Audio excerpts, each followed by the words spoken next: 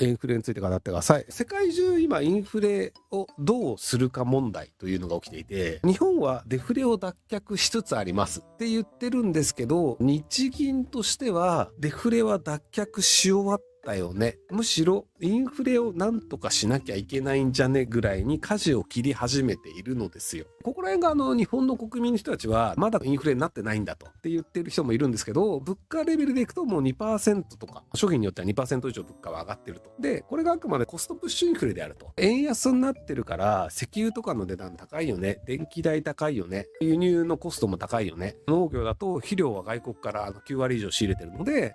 そこの値段で高くなるよねっていう形で、なので日本人みんながお金を持っているから物価が上がっているという需要によって物価が上がってるとは違う話なんですよ。バブルの時代にタクシーに乗ろうとしている時に万札をチップで見せないとタクシー止まってくれないみたいな時代があったらしいんですよ。僕その時代中学生とかだったんで実体験はないんですけど、どうやらそう言われてたんですよ。銀座のタクシーは万札で呼ばないと止まってくれないみたいな。でこれが需要が多すぎた結果の価格上昇なんですよ。普通のタクシー代だけじゃもうタクシー止まってくれなくて、チップ代を渡さないとタクシーが止まってくれないぐらいタクシーの需要が多いと。なので結果としてタクシーのメーター料金プラス1万円払わないと相場としては成立しないよね。でこれは物価上がりすぎだよねっていうのがバブル時代と言われていて、でその時代に利子をドーンと上げますとか不動産総量規制とかやることによって景気を収めるっていうのだったんですけど、でその後には景気だだ下がりして失われ30年スタートってなっちゃったんですけど、とはいえその時に景気を止めるというのをなぜやったかというと、物価が上がりすぎるのが問題だよねっていうことだったんですよ。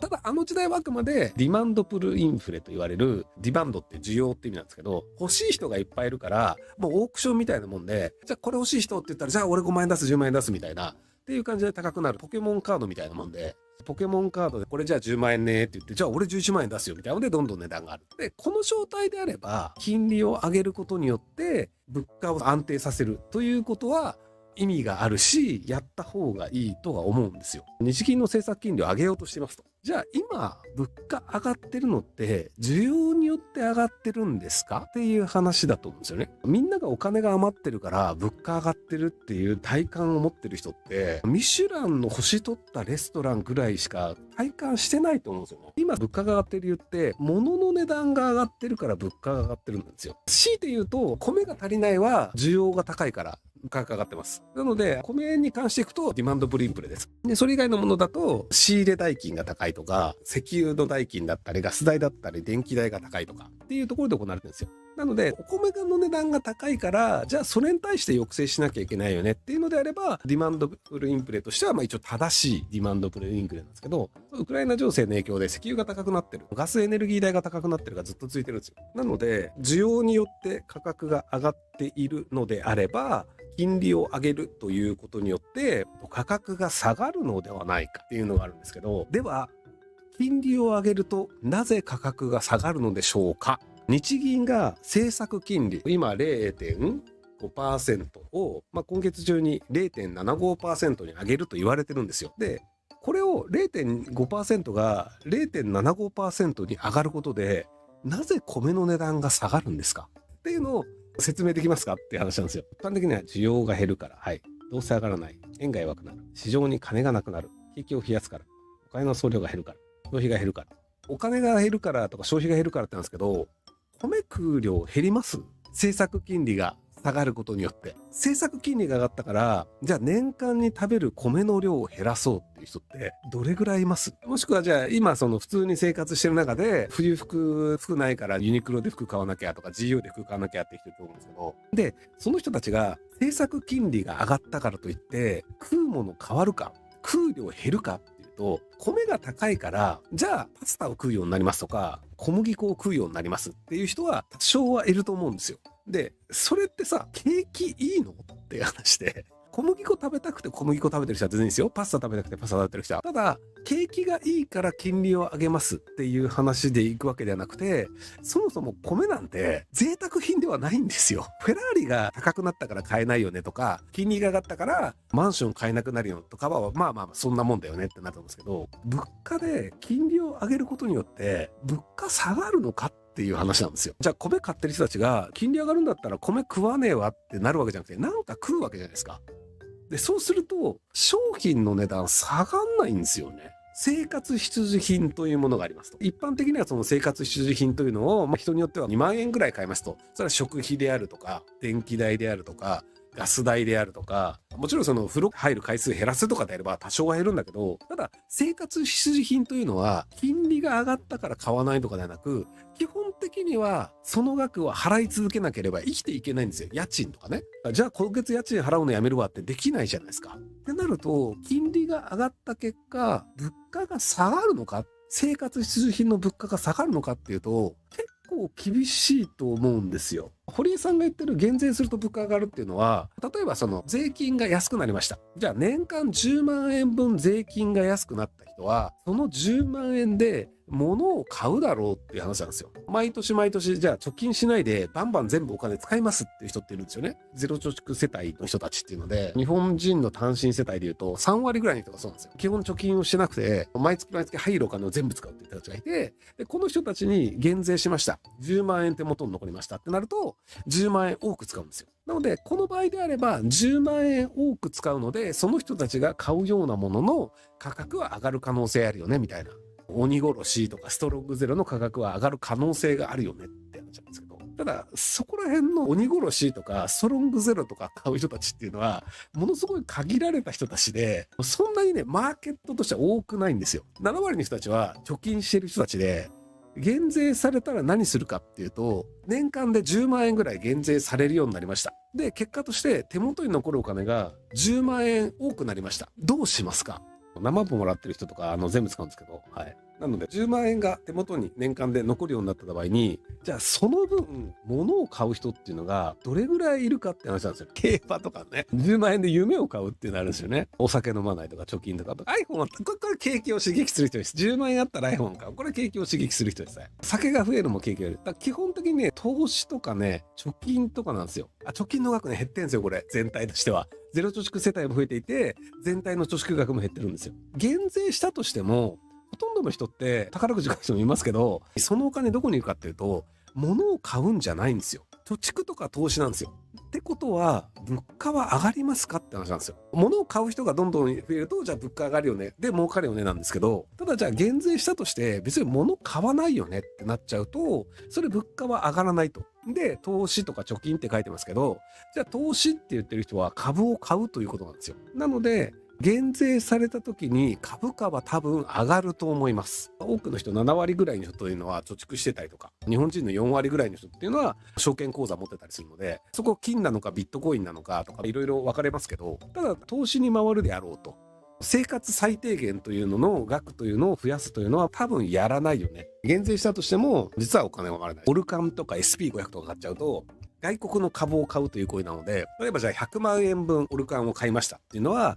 100万円分外国の株を買うということなので、円を売ってドルだったりユーロだったりでその国の株を買うということなんですよ。なので円安が進みます。円安が進むとどうなるかというと、物価が上がります。で、この物価が上がるは日本人が多く物を買ったから、よし値段を上げても買ってくれるよねという物価の上げ方ではなく、単純に円安になってしまって仕入れの値段が上がったから物価上げないと成立しないよねっていう形で物価を上げているという状態なんですよ。銀座のタクシーみたいな、みんなが余裕があるから物価上げても全然みんな買ってくれるよねみたいな話ではないんですよ。っていうところでいくと、減税しようがお金が多少余ろうが結構きついよねっていう状態なんですけど、でここで政策金利を上げようとしてるんですよ。じゃあ政策金利が上がりますと 0.5% か 0.75% になりますってなると、企業はお金を借りるときに、もちろん銀行は政策金利に連動して利息を決めるので、例えばじゃあ企業に1億円貸してくださいって銀行に行ったとして、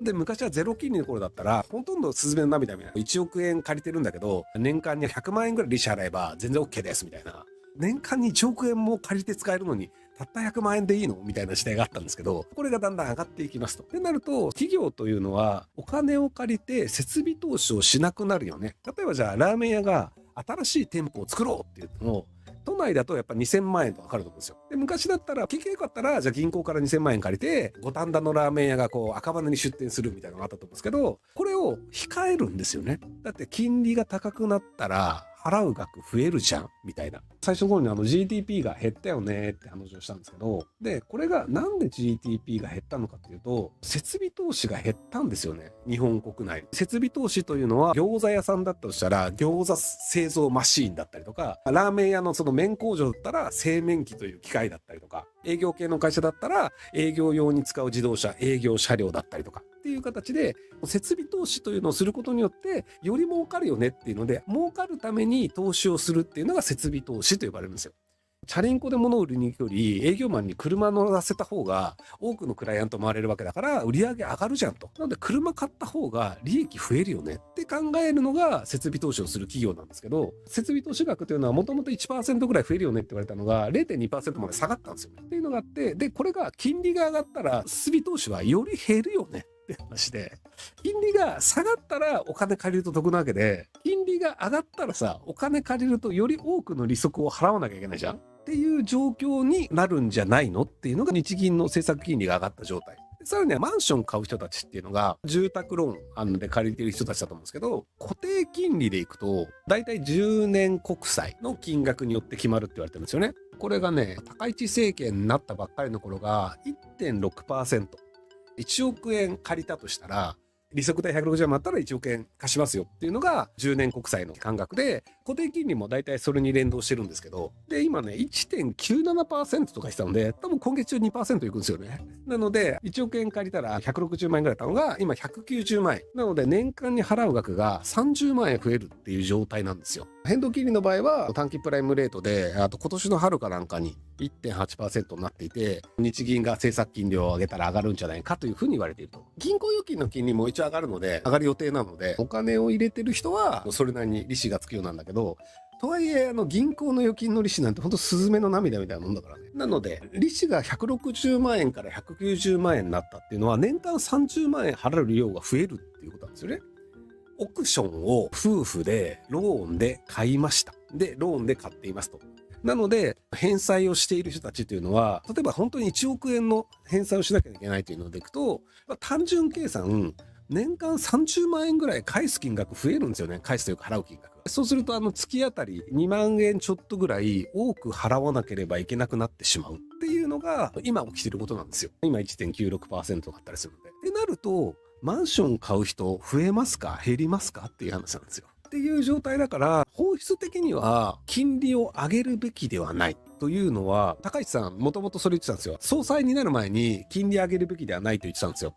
で、僕もそう思うんです。今金利上げるというのは、日本今めちゃくちゃ景気いいですって言ってる人はいるんだけど、僕はそうは思わないんですよ。人によっては景気いいんだよ。仮想通貨で儲けましたとか、上場企業の株ずっと買ってますとか、オルカン買ってますっていう人で、年間1000万円ぐらい配当収入あるから、全然儲かってて景気いいよっていう人もいるんだけど、残念ながら一般的な働いてる人たちっていうのは、物価の上昇と給料の上昇でいくと、物価の上昇速度の方が高いので、実質的に使える金額ってどんどん減ってるんですよ。40ヶ月ぐらい実質賃金下がり続けてるので。っていくと、実は景気良くないよねっていう風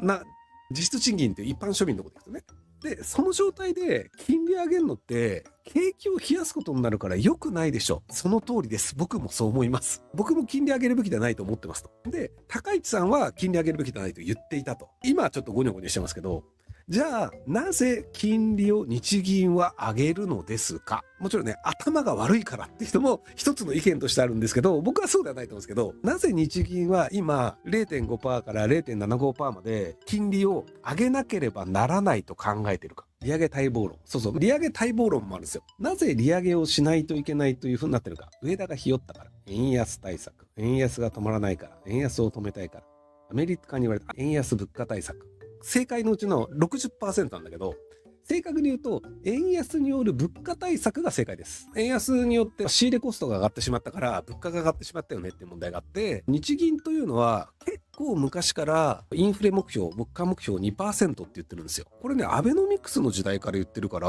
10年以上 2% 目標って言ってたんですよね。で、今 2% 超えちゃったんですよ。で、今月に利上げするよねっていうのを、先月ぐらいからちょこちょこ利上げしそうっす。俺ら利上げ方向動く感じでやってますみたいな。日銀の人たちって利上げしますって言っちゃうと、株価だったり、銀行の債券だったりとかいろいろ動くから、基本的に会議で決定するまでは、心の中では絶対これって思ってても、確定の発言はしないんですよね。匂わせしかしないんですよ。インフレ強めですよね。物価高なんとかしないといけないっすよね。みたいなふわっとしてて、日本銀行というのは存在の目的というのがあって、物価の安定っていうのも日銀の目的の一つなんですよ。いきなり物価がドーンって上がったりとか、もちろん物価がドーンって下がるのもダメなんですよ。じわじわ上がるとか、じわじわ下がるならいいんですよね。物価の目標としては、年間に 2% ぐらい物価が上がるというのを目標にしたいっていうのをずっと言っていて、それを超えちゃってると。で、日銀は物価安定をさせるためには、円安を止めなければならないと。先月158円ぐらいまでいったかなっていう感じになって、それはさすがに行き過ぎだよねっていう感じで、円安が進みすぎていると。で、今ね、155円ぐらいまで上がったんですけど、1ドル155円までね。これがなんで1ドル155円まで上がったかというと、日銀が金利を上げるので、金利を上げることによって円安がある程度抑制されるので、1ヶ月前まで、158円ですね。っていう感じ。ご視聴ありがとうございます。今回の動画はこちらからの切り抜きになります。ひろゆき LINE スタンプ好評発売中です。概要欄に購入リンクがあるので、そちらから購入できます。よろしくお願いします。